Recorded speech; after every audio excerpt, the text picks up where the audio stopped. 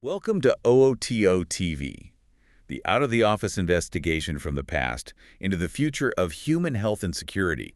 This time we're discussing creatine and collagen for muscle and skin health. It's great to be digging into these today. We're going to explore the really profound impacts of creatine and collagen. Yeah, looking at their roles in human health, physical performance. And even beauty, surprisingly, all supported by, the latest research we could get our hands on. Exactly. So our journey today will start with creatine, that powerhouse compound for the body. Fueling athletics, supporting brain function, all that good stuff. Right. And then we'll move smoothly into collagen, the body's sort of fundamental building block protein. The structural protein, yeah. We'll look at its crucial role in keeping skin youthful and tissues strong. And let's just state this right up front, because it's important. Please do. Creatine and collagen, they both have extensive long-term evidence showing positive outcomes. For pretty much everyone, young, old. Yet there's a clear, demonstrable positive link, a correlation, between using them and improvements in health performance. And beauty, too. It's really quite broad. And they're both widely used, aren't they, for sports, general health. Absolutely. And crucially, taking them orally, swallowing supplements. That has verifiable positive results for men, for women, all ages. The evidence is really compelling when you look at it all together. Couldn't agree more. It really shows how much we're learning about, optimizing things.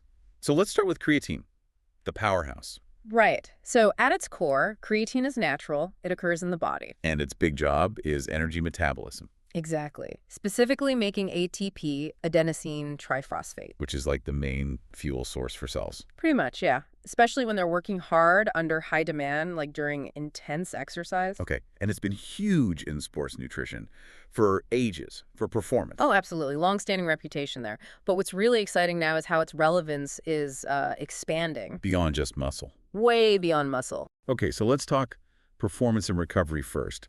How does it work there? Well, the science is super clear. Supplementing consistently increases the creatine inside your muscles. Intramuscular creatine. Got it. Right. And that directly translates to, better exercise performance. And better results from training. Adaptations. Enhanced adaptations, yeah.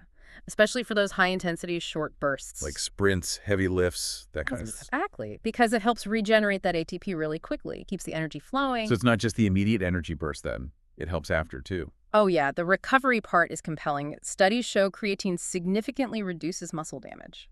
Really? How do they measure that? Well, they look at things like muscle force recovery, knee extension strength, for example, improving by 10–21%. Wow, it's quite a bit. And lower levels of enzymes that indicate muscle damage, like CK-creatine kinase. We've seen levels 84% lower post-injury in some studies. 84% lower. That's huge. So less damage overall. Precisely. And beyond that, it actually helps calm down inflammatory markers. Like the signals the body sends out when it's stressed. Exactly. Things like prostaglandin E2, tumor necrosis factor alpha. It also seems to abolish increases in LDH, lactate dehydrogenase. Another damage marker. Right. So this comprehensive approach means athletes can often handle tougher training. Tolerate more volume. Yeah, tolerate heavy increases in volume, and it even seems to help with glycogen loading. Storing carbs in the muscles for fuel. You got it. It's a real game changer for, bouncing back faster and sustaining performance. Okay, and this next part is really interesting because it kind of busts some old myths, right? Injury prevention. Absolutely. Contrary to what some people used to think, the solid evidence shows creatine doesn't increase injuries. It actually reduces them. It reduces the incidence of musculoskeletal injuries, yeah. Also, muscle cramping, heat illness, dehydration issues, muscle tightness, even total injuries overall. Other specific examples? Yeah, studies on collegiate football players, for instance, showed significantly fewer injuries when they were supplementing with creatine. That's pretty compelling evidence against the old myths. What about rehabilitation? Also very promising. It seems to lessen muscle atrophy, muscle loss, during a limb immobilization. Like when you're in a cast. Exactly. Data shows greater improvements in muscle fiber size and peak strength, like 10–25% better during rehab after casting. Okay. And it helps with glucose uptake, too. Yeah. It affects the GLUT4 protein content in muscles. It helps offset the decline during immobilization and actually increases it during rehab. So it helps muscles get fuel even when they're recovering. That seems to be the mechanism. Now, it's not a magic bullet for all rehab situations. Like some studies didn't show a benefit. Right. Some ACL surgery recovery studies or wheelchair performance studies didn't find a clear positive effect. But for many populations, there's undeniable evidence of positive impact. Supporting recovery, maintaining muscle. Exactly. You're listening to OOTO TV with research by author Paul Biolo. Welcome back. We're exploring creatine and we've covered muscle performance recovery. But now let's shift to the brain. This is where things get really fascinating, right?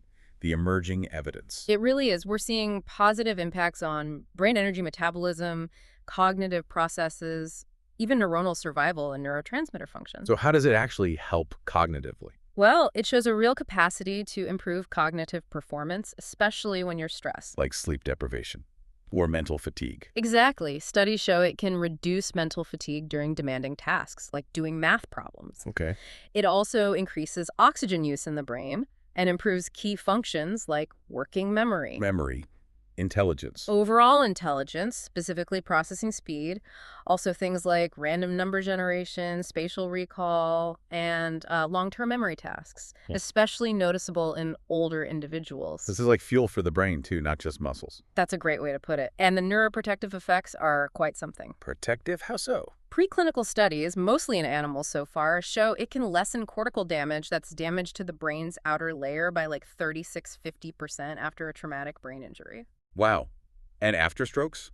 It potentially reduces the size of the brain infarct, the area of tissue death, by about 40% after ischemic events. That's significant spinal cord injury, too. Animal models showed promise there as well, improving locomotor function, reducing scar tissue. It suggests real potential for protecting the nervous system. What about things like Parkinson's or ALS? Yeah. Any benefit there? Unfortunately, large clinical trials haven't shown a broad clinical benefit for those conditions.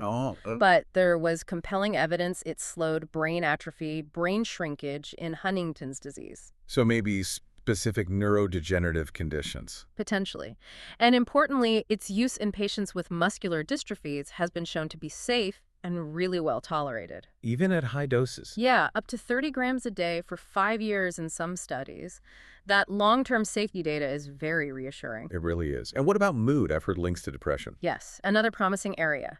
It's showing potential as an add-on therapy and adjunctive therapy for mood disorders, especially depression. How does it help? It seems to reduce depressive symptoms, particularly when it's combined with common antidepressants like SSRIs. Selective serotonin reuptake inhibitors. Okay. And there's a noted correlation between higher levels of phosphocreatine, that's the stored form in the brain's frontal lobe, and better mood. Interesting. Yeah. Especially in certain groups. It was particularly noted in adolescent females who weren't responding well to SSRIs alone. It suggests creatine might boost the effectiveness of those treatments. And maybe the anti-inflammatory effects play a role. That's a strong possibility. Reducing inflammation, which we know is linked to depression, could definitely lead to better brain function and mood. It adds another layer to creatine's benefits. Now, we should touch on the nuance here. It's overwhelmingly positive, but are there any caveats? Right, it's always important. While the vast majority of evidence is positive, there are a couple of things. Some studies in healthy rats suggested long-term creatine alone might potentially have negative effects on certain genes related to neuroplasticity. Implying it might be most helpful for those with existing energy deficits. That's one interpretation, yes. Maybe less beneficial, or potentially even slightly counterproductive at a molecular level if your energy metabolism is already optimal. It needs more research in humans, though. And any potential side effects to be aware of? Generally, it's very safe. But caution is advised for individuals with bipolar disorder, as there have been rare reports of it potentially triggering manic episodes. Okay, good to know. What about the kidney concerns we used to hear about? Ah, yes.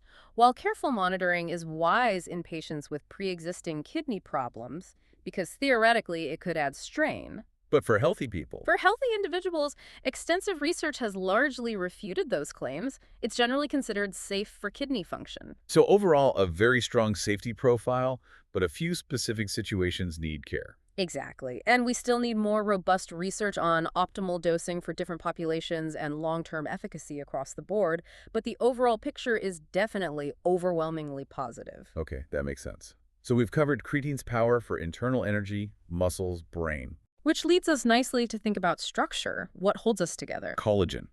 The blueprint, as you called it. Right. So let's set the stage. Collagen is the most abundant protein in mammals. How abundant are we talking? Huge, like 25–35% of all the protein content in our bodies. And get this, 80% of the dry weight of our skin is collagen. 80%. Wow. It truly is the body's structural architect. Its main job is being the primary structural protein in the extracellular matrix. The stuff between cells. Exactly. In connective tissues, think of it as the scaffolding providing structure, support, strength everywhere. And the name comes from Greek. Yeah, colla, meaning glue producing. It's perfect, right? It really is the body's binding agent. The body's glue. I like that. And it's literally everywhere. Pretty much. Cartilage, bones, tendons, ligaments, skin, obviously. Eyes, too. Corneas. Corneas, blood vessels, the gut lining, the discs in your spine, even dentin in teeth. And muscles. Yep, it's a major component of the endomysium in muscle tissue. About 1–2% of muscle tissue, maybe 6% by weight of skeletal muscle. So its roles are incredibly diverse. Absolutely. It helps fibroblasts, those connective tissue cells, make new cells in the dermis, the skin layer underneath the pop one. Okay. Replacing dead skin cells. Right, providing a protective cover for organs, giving skin its structure, its strength, its elasticity. Elasticity, that's key for youthfulness. Definitely. And it even helps with blood clotting. Hemostasis. And there are different types. At least 28 identified types. But type I and type 3 make up over 90% of what's in us. Shows how fundamental they are. So how does the body actually make this stuff? Collagen synthesis. It's quite intricate. It involves forming this unique triple helix structure. Like a rope. Sort of, yeah. Woven from specific amino acids, proline, glycine, hydroxyproline are key ones. And you need certain nutrients. Critically, yes. Vitamin C is absolutely vital. It's a cofactor, a helper molecule for the enzymes that build collagen. So a lack of vitamin C really hurts collagen production. Severely. Long-term deficiency impairs synthesis and can lead to scurvy, which is basically a collagen breakdown disease. Wow. Any other nutrients needed? Zinc, copper, and manganese are also important cofactors in the process. Given how strong it is, are there medical uses? Oh, definitely. Regenerative medicine uses it a lot. Bone grafting, for example. Why is it good for that? Its strong structure resists enzymatic breakdown. It helps cells stick together. It's great for maintaining skeletal integrity and helping bones heal. And wound healing too, The right? key natural resource there. It helps in all stages of healing. How so? Well, it resists bacteria, which is great for dressings. It helps that new tissue, granulation tissue, grow over burns. Guides the repair cells. Rides fibroblasts, yeah. And it attracts other fibrogenic cells, cells that make fibers through chemotaxis. Chemical signaling. Right. And as we mentioned, it helps stop bleeding by interacting with platelets. It's a real repair marvel. You're listening to O2TO TV with research by author Paul Bulow. Okay, let's get to the part many people are really interested in. Collagen for skin health, anti-aging. Right, because collagen provides the skin's strength and elasticity. So it makes sense that when it degrades over time, that's a major reason we see wrinkles and sagging as we age. Is there good news from supplements? Can taking collagen help? There is good news, actually. Systematic reviews, meta-analyses. They consistently show that oral collagen supplementation leads to significant improvement. Improvements in what specifically? Skin hydration and elasticity, both key markers of youthful skin. And does it work quickly? The effects seem to be better with consistent long-term use. We're talking more than 8 weeks, typically. Persistence is key. Persistence pays off, yeah. Are some sources better than others? Like fish collagen. Research suggests fish collagen might be particularly good for skin hydration. Why fish? It seems to have a diverse amino acid profile and high bioavailability, meaning your body absorbs and uses it really well. And can you boost the effects? Maybe combine it with other things. Definitely. Taking it with other nutrients involved in skin health and collagen production. Like vitamins A, C, E, zinc. Exactly. Those synergistic nutrients can enhance the overall beneficial effects. Okay, now what about vegan options? That's a huge area of interest now. It really is. Traditionally, a lot of vegan collagen products didn't actually contain collagen. They just had the helper nutrients, like vitamin C and zinc. Right. Which are vital. They help your body make its own collagen, but they don't directly provide the collagen peptides like animal sources do.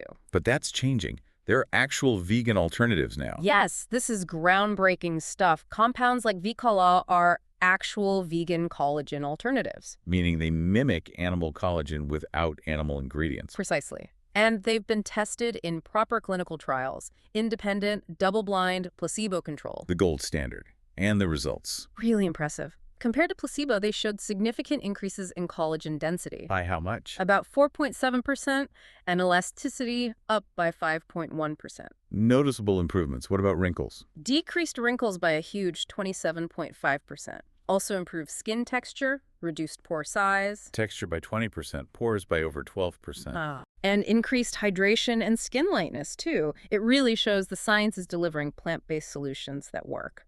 That's amazing progress. And are people noticing this in real life? We're hearing more and more positive anecdotal reports, too. People seeing real differences in skin, hair, nails, even joints from these advanced vegan products. So science and experience seem to be matching up. It looks that way, yeah. Now, as always, let's look at the other side, the nuances. What works against collagen? Well, age is the big one. Our bodies naturally make less collagen as we get older, and the collagen we have breaks down faster. Especially after certain milestones. Yeah, it accelerates after menopause for women and generally significantly after age 60 for everyone. And lifestyle habits, what damages it? Smoking is a big one, cuts production, damages elastin too. Elastin, the other stretchy protein. Right. Also, too much sugar and refined carbs. They lead to these things called AGEs. Advanced glycation end products. Yeah, nasty compounds that make collagen weak, brittle, inflexible. And the sun. UV light. Absolutely. Major damager. Reduces production, makes it break down faster, leading to wrinkles. What about collagen creams? Do they work? Mostly limited effectiveness, unfortunately. The collagen molecules are generally too large to actually get through the skin's outer layer to where they're needed. So putting it on top doesn't really help rebuild it underneath. Not significantly, no. And eating collagen-rich foods like bone broth. Nutritious, yes. But does it directly boost collagen where you want it? Not directly. Your body breaks it down into amino acids like any other protein and uses those building blocks generally. It doesn't specifically send them to your face, for example. Okay. And there's some skepticism about supplement hype.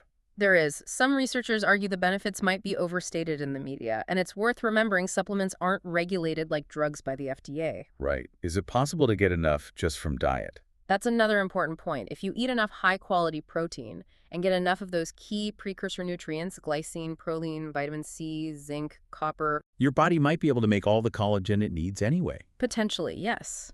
Ensuring a nutrient-rich diet is absolutely fundamental whether you supplement or not. That makes sense. So let's pull all this together. We've looked deep into creatine and collagen. What's the big picture for our listeners? The big picture, I think, is undeniably clear. Both creatine and collagen are really powerful allies for our health. For physical performance, general well-being, even beauty. Exactly. Their roles are fundamental and just so far-reaching. Creatine really stands out for its versatility, doesn't it? It really does. From boosting strength, helping recovery, aiding rehab for athletes, All the way to protecting the brain and spinal cord, those neuroprotective effects. and the emerging role in mood and cognitive function. It's impressive across the board. And crucially, the strong evidence for its overall safety. Refuting those old myths about kidney issues in healthy people, that's a key takeaway. Absolutely. And then collagen, its structural power is just immense, maintaining the integrity, the youthfulness of skin, bones, connective tissues. The body's glue and scaffolding. Precisely. And the advancements in oral supplements showing real results for skin hydration and elasticity are exciting. Plus the development of those effective vegan alternatives, that's huge progress. It really opens doors for more people. So the core message, let's restate it clearly. Okay. Creatine and collagen have long-term evidence of positive outcomes. Young, older, doesn't matter. Right. And there's that demonstrable positive correlation. Using them links positively to health, physical performance, and beauty. Both are widely used, accepted for athletics, general health. And taking them orally, the supplements, has verifiable positive outcomes for both men and women, across age groups. The science backs us up. These aren't just trends. They're scientifically supported compounds. Exactly. And if you think about the future of health, Understanding these compounds gets us closer to really personalized strategies, doesn't it? it really does. Optimizing human potential, supporting longevity, vitality. Even aesthetic well-being, based on solid science. It empowers us to be more informed. Okay, so let's leave our listeners with a final thought to chew on. Sounds good. Given everything we've discussed, creatine's incredible versatility in energy, brain health, and collagen's fundamental role in structure regeneration, What if we combine them? Right. How might a synergistic approach to supplementing both alongside optimized lifestyle habits? How might that redefine our understanding of human performance, recovery, and maybe even graceful aging in the coming decades? Nothing to think about.